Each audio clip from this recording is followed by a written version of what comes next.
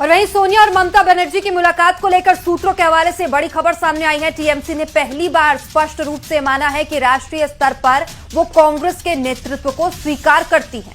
सूत्रों के मुताबिक दोनों पार्टियां आने वाले चुनाव साथ मिलकर लड़ेंगी। लोकल लेवल से लेकर 2029 के लोकसभा चुनाव तक के सभी चुनाव साथ मिलकर लड़ने को लेकर चर्चा हुई है। दोनों दलों में बेहतर कोऑर्डिनेशन को लेकर कुछ नेताओं को जिम्मेदारी भी सौंपी गई है।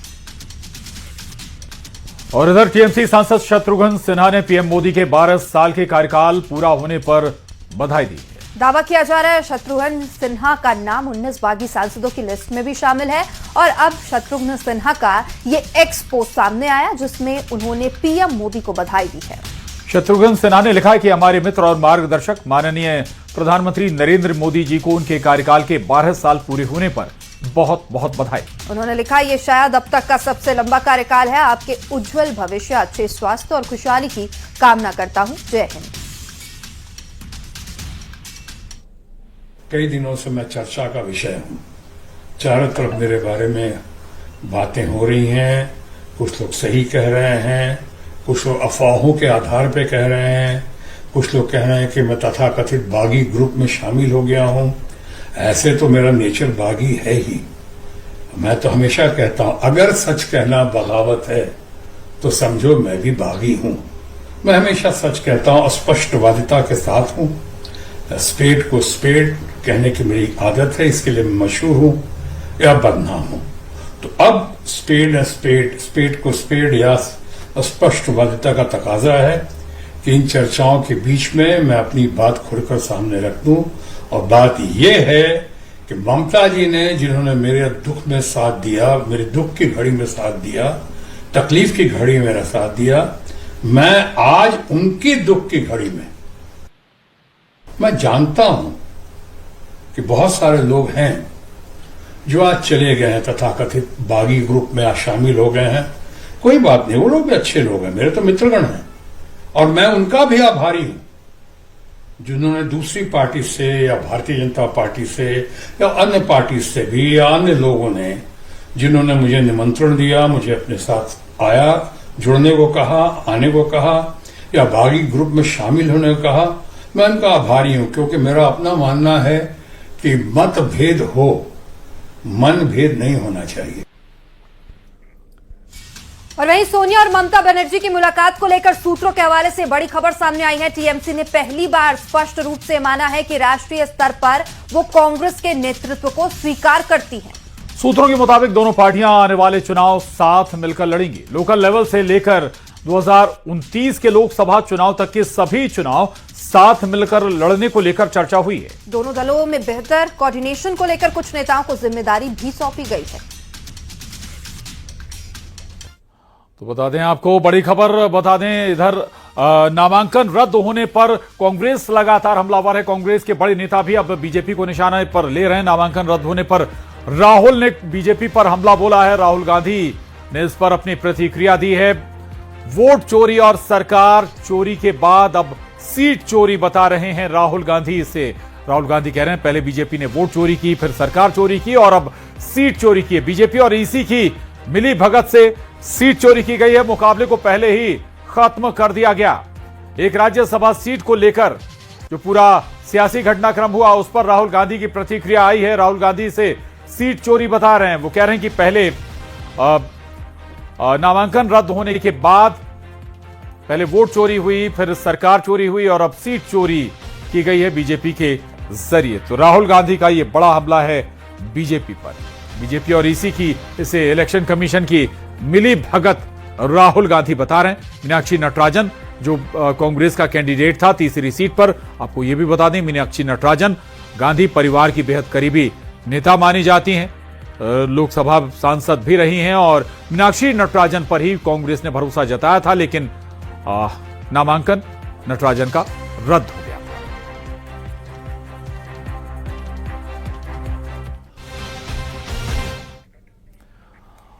इधर कांग्रेस राज्यसभा प्रत्याशी मीनाक्षी नटराजन के नामांकन का मामला अब देश की सर्वोच्च अदालत पहुंच गया है। नामांकन रद्द होने के मामले में कांग्रेस की ओर से सुप्रीम कोर्ट में याचिका लगाई गई है। कोर्ट ने कल से सुनवाई करने के लिए कहा है। मीनाक्षी नटराजन के नामांकन विवाद को लेकर भोपाल में कांग्रेस ने विधानसभा के गेट पर प्रदर्शन किया।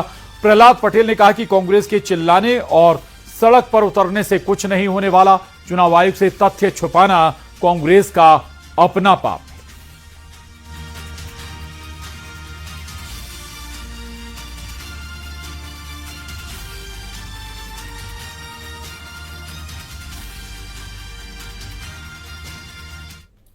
चुनाव आयोग ने कोई विचार नहीं करा। उनके रिटर्निंग ऑफिसर ने स्पष्ट रूप से बिल्कुल नियमों की धज्जियां उड़ाई। हम लोग सुप्रीम कोर्ट गए। आज हमारे वकील कांग्रेस के वकील तनखा जी, संघवी जी, रणदीप जी, सभी लोगों ने माननीय उच्चतम न्यायालय से निवेदन किया कि इस विषय पे तत्काल संज्ञान लेके चर्चा होना चाहिए। कांग्रेस के लिए अनुसंधान का विषय है। ये लड़ती भिड़ती कांग्रेस अपने खुद के कर्मों से धरातल पर जा रही है। रहा सवाल आपत्ति का, तो आपत्ति जनायन है। उच्चतम न्यायालय का फैसला है, निर्वाचन आयोग का फैसला सही फैसला है। अगर किसी के ऊपर मुकदमा है तो उसको जानकारी देनी चाहिए। अगर हमारे पास में संपत्तियां हैं तो उसे छुपाने पर आपका नामांकन रद्द हो सकता है। वही हुआ है जिसमें इधर मीनाक्षी नटराजन का नामांकन निरस्त होने और सुप्रीम कोर्ट के कल सुनवाई के फैसले पर पूर्व मुख्यमंत्री दिग्विजय सिंह ने कहा कि हमको मालूम था कि चोरी हुई है और इस चोरी में सभी शामिल हैं, न केवल राज्य और केंद्र बल्कि चुनाव आयोग भी और सुप्रीम कोर्ट भी। वहीं मंत्री विश्वास सारंग ने कांग्रेस नेताओं और उनके बड़े वकीलों पर निशाना साधा है कि जब चोरी हुई है तो चोरी में सभी शामिल हैं, न केवल राज्य लेकिन केंद्र भी, चुनाव आयोग भी और माननीय, मुझे कहना पड़ रहा है, सुप्रीम कोर्ट भी। जब सुप्रीम कोर्ट को मालूम था कि हमारी जो पिटीशन है वो 4 बजे के बाद इनफ्लक्चुअस हो जाएगी, तो सुना क्यों नहीं आज? कल की डेट क्यों लगाई है? ये सब मिलीजुली चोरी है। देखिए, मैं तो पहले से कहता आया हूं कि तीसरी सीट पर भी चुनाव होते तो भाजपा ही जीतती। कांग्रेस ने स्वयं ने अपनी क्रॉस वोटिंग के डर के कारण अपना फॉर्म रिजेक्ट करवाया। कांग्रेस के नेताओं ने स्वयं गलत फॉर्म भरा, फॉर्म रिजेक्ट हो गया तो अब हाहाकार कर रहे हैं, छाती पीट रहे हैं। मुझे लगता है इतने बड़े बड़े लोग, जो लोग सुप्रीम कोर्ट जा रहे हैं, जो वकील, वो फॉर्म सही भरवा देते ना तो ये नौबत ही नहीं आती। क्यों अब सुप्रीम कोर्ट जा रहे हैं या चुनाव आयोग में जा रहे हैं, बड़े वकील है ना, वो आके फॉर्म सही भरवा लेते। खबर भोपाल से। दिग्विजय सिंह के बयान पर बीजेपी ने पलटवार किया। बीजेपी विधायक रामेश्वर शर्मा ने निशाना साधा है सुप्रीम कोर्ट को। चोर वाले बयान पर वो भड़के। सुप्रीम कोर्ट के बयान पर संज्ञान लेना चाहिए, कह रहे हैं सुप्रीम कोर्ट को संज्ञान लेना चाहिए इस बयान पर। दिग्विजय सिंह पर एफआईआर दर्ज करनी चाहिए। उम्मीद नहीं कर सकते थे, क्योंकि दिग्विजय सिंह तो मध्य प्रदेश के केंद्र में मंत्री भी रहे और मध्य प्रदेश में 10 साल मुख्यमंत्री भी रहे। एक आदमी जो 10 साल मुख्यमंत्री रहा हो, वो संवैधानिक संस्था के महत्व को न जानता हो, वो सुप्रीम कोर्ट के महत्व को नहीं जानता हो, वो निर्वाचन आयोग के महत्व को नहीं जानता हो, राहुल गांधी नहीं जानते, ये तो समझ में आता है।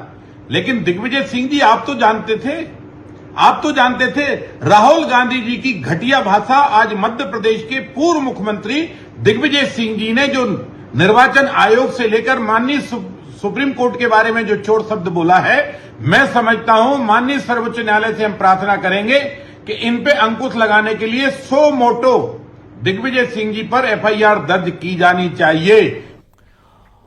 और पीएम मोदी की अध्यक्षता में दिल्ली में नीति आयोग की गवर्निंग काउंसिल की बैठक हुई। बैठक में सभी राज्यों के मुख्यमंत्री, केंद्र शासित प्रदेशों के उपराज्यपाल शामिल हुए। बैठक में सीएम डॉक्टर मोहन यादव भी शामिल हुए। नीति आयोग की बैठक का विषय 2047 तक विकसित भारत के लिए समावेशी मानव विकास रखा गया था।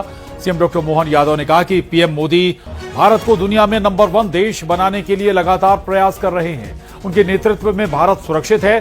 सीएम ने कहा कि प्रधानमंत्री नरेंद्र मोदी ने देश के 25 करोड़ लोगों को मकान दिलवाए हैं। और प्रधानमंत्री नरेंद्र मोदी के कार्यकाल के 12 साल पूरे होने पर मध्य प्रदेश के मुख्यमंत्री मोहन यादव ने उनके नेतृत्व और उपलब्धियों की सराहना की। सीएम ने पत्र लिखकर पीएम मोदी को बधाई दी। मुख्यमंत्री ने कहा कि 12 वर्ष पहले देश ने पूरे विश्वास और उत्साह के साथ नरेंद्र मोदी को प्रधानमंत्री चुना था, लेकिन उन्होंने हमेशा स्वयं को प्रधान सेवक माना और उसी भावना के साथ राष्ट्र सेवा की।